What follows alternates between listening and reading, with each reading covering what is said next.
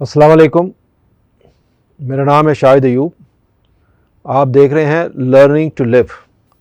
آج کا یہ جو میرا ویلاگ ہے، یہ ایک چند ویلاگ پہلے میں نے ایک ویلاگ کیا تھا جو تھا بہالپور یونیورسٹی کا جو انسیڈنٹ ہوا تھا اس کے اوپر۔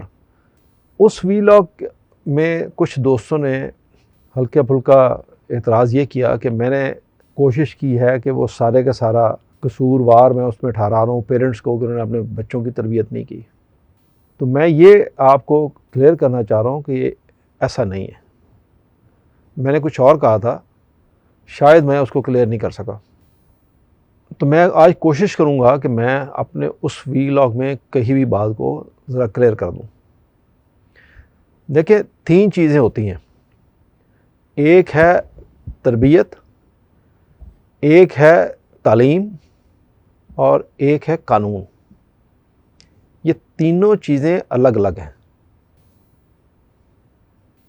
اب آپ ان تینوں کو ذرا الگ الگ سمجھیے کہ میرا کہنے کا مقصد کیا تھا۔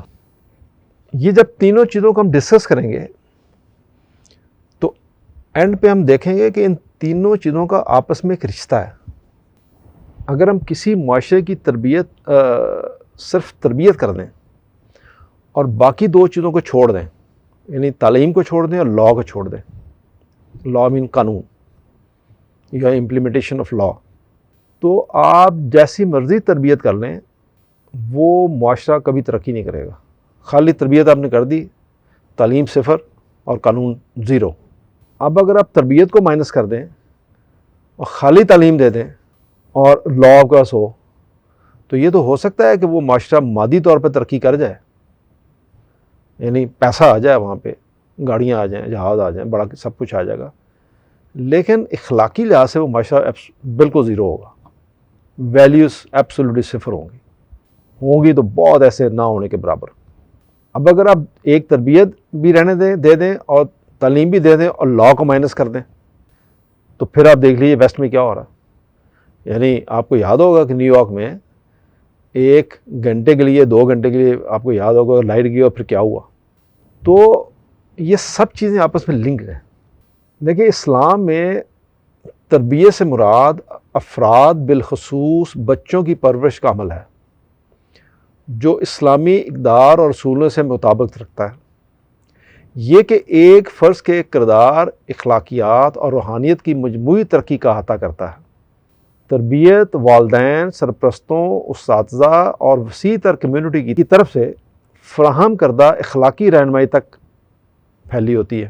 اب تربیت کے مختلف پہلو ہیں، اس میں ایک اس کا پہلو یہ ہے جس میں آپ روحانی تربیت کی بات کرتے ہیں، یعنی آپ کی دینی فرائض کیا کیا ہیں، نماز، روزہ، حج، زکوٰۃ، جو یہ وہ تربیت کا پارٹ ہے جو آپ کو خدا کے قریب لے جاتا ہے۔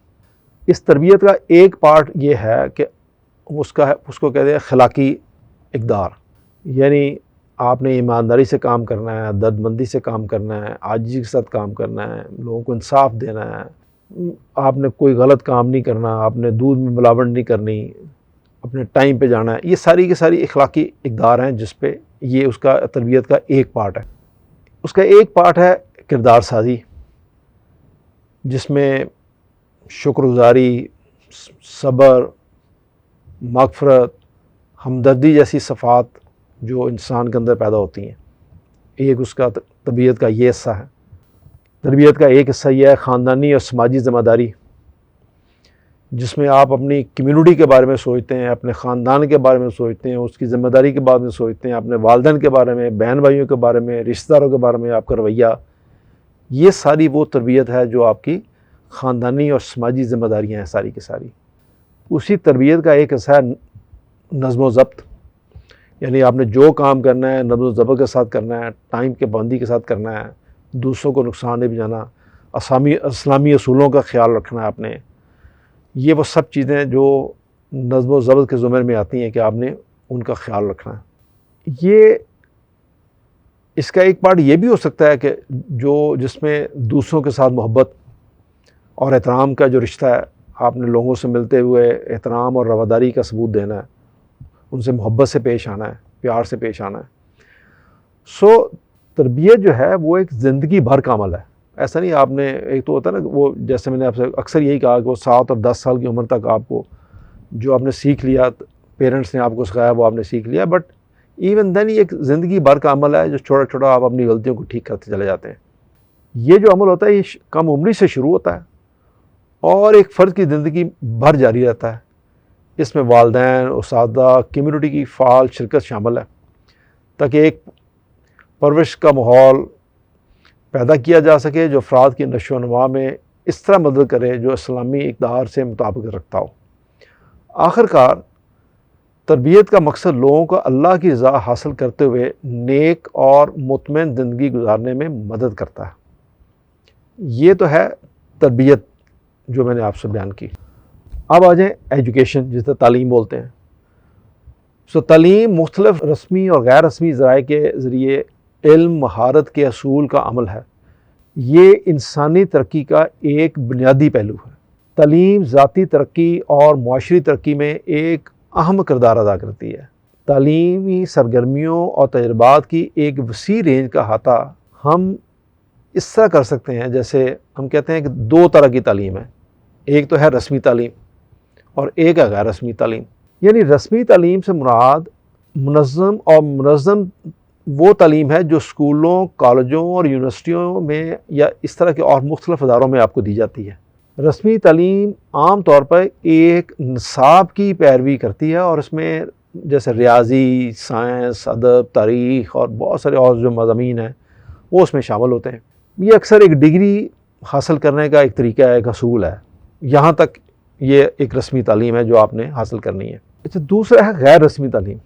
جو غیر رسمی تعلیم ہے وہ ہے روزمرہ زندگی کے تجربات, دوسروں کے ساتھ بات چیت اور دوسروں کے تجربات سے جو چیزیں آپ حاصل کرتے ہیں. اس میں خاندان کے ممبروں سے, ساتھیوں سے, سرپرستوں سے اور حقیقی دنیا میں عملی تجربات سے. اب یہ سب جو چیزیں سیکھ رہے ہوتے ہیں وہ ایک طرح کی غیر رسمی آپ کی ایجوکیشن ہے. یہ جو تعلیم ہے یہ کسی مخصوص عمر یا زندگی کے مرحلے تک محدود نہیں ہے. یعنی یہ ایک مسلسل عمل ہے, جیسے تربیت بھی ایک مسلسل عمل ہے.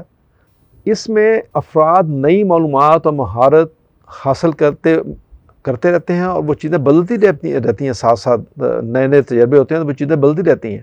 آپ ان کو حالات کے مطابق ڈلنے اور باخبر رہنے کے لیے اپنی پوری زندگی میں اسی طرح مشغول رہتے ہیں.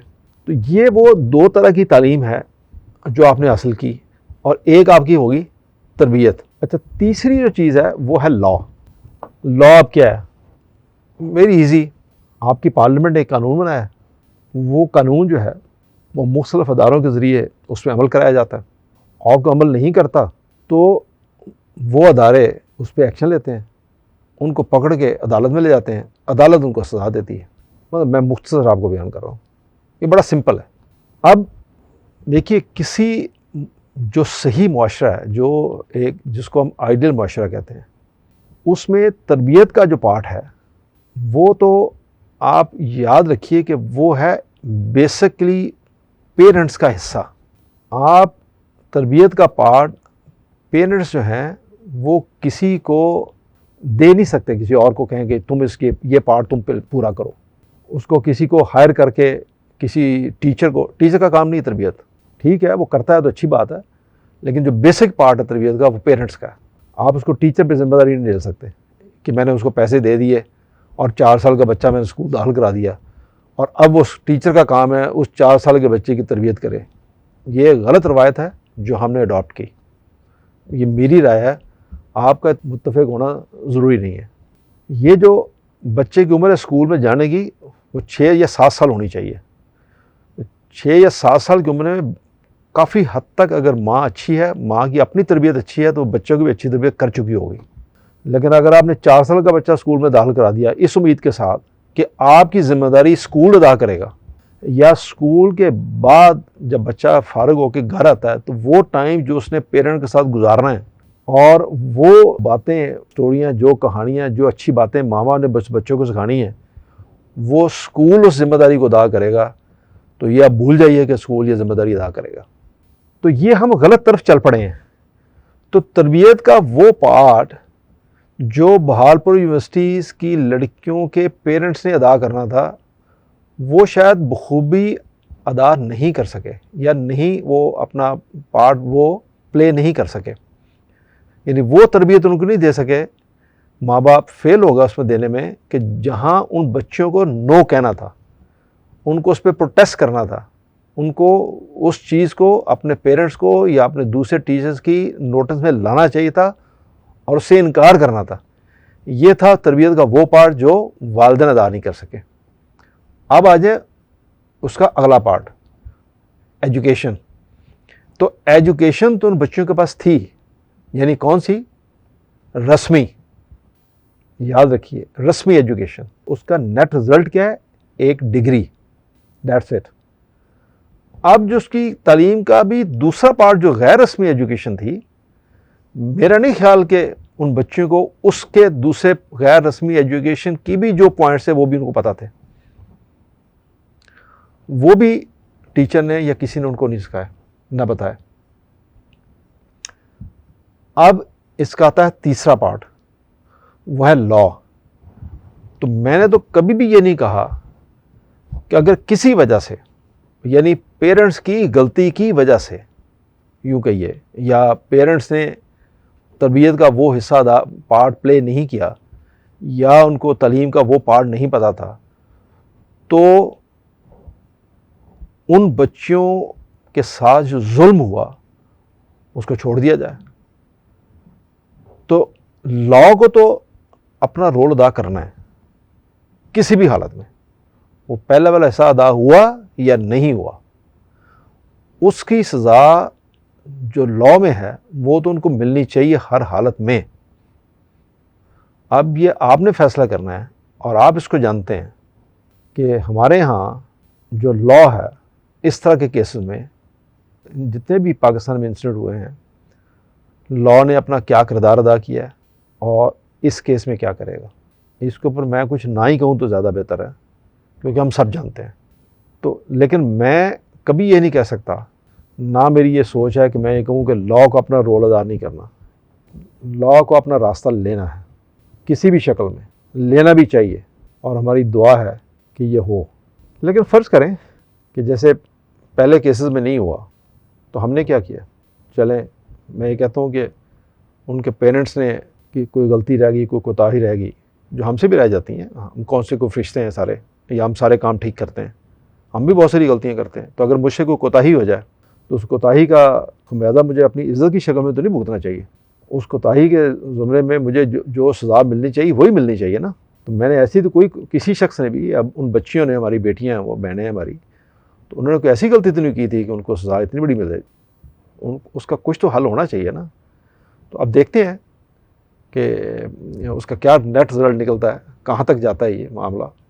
تو میں صرف اپنا پوائنٹ کلیئر کرنا چاہ رہا تھا، جو کچھ لوگوں نے، باپ نے، دوستوں نے یہ کہا کہ میں نے صرف تربیت کو زیادہ زور دیا، میں نے خالی تربیت پہ زیادہ زور نہیں دیا، باقی دو چیزیں بھی اتنی ہی امپورٹنٹ ہیں، اور سب سے زیادہ امپورٹنٹ لا کا ہے کہ قانون کیا راستہ اختیار کرتا ہے ہمارے ملک میں، یہ بہت زیادہ ضروری ہے۔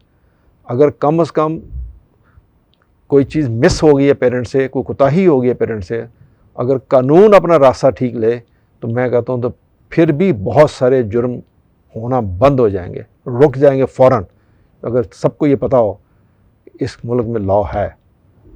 یہ تھا point. Thank you very much. اللہ حافظ۔